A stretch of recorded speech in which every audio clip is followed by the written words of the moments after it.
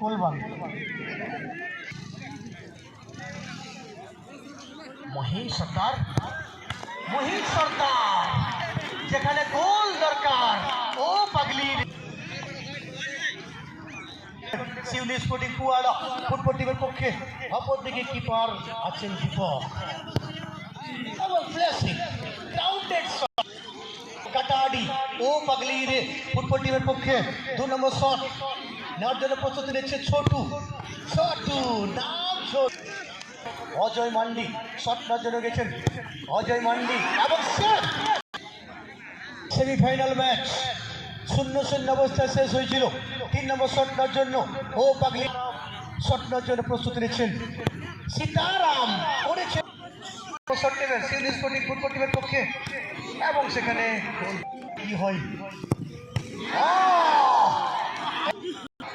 সিউলি sporting কুয়াড়া Rajesh এবং গোল পেয়েছে রাজেশ পক্ষে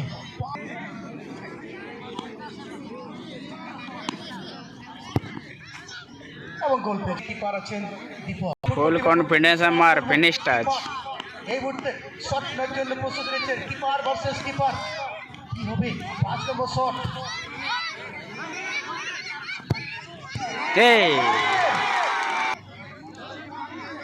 6 নম্বর শট ও পাগলি রে ফুটবল টিমের পক্ষে 6 নম্বর শট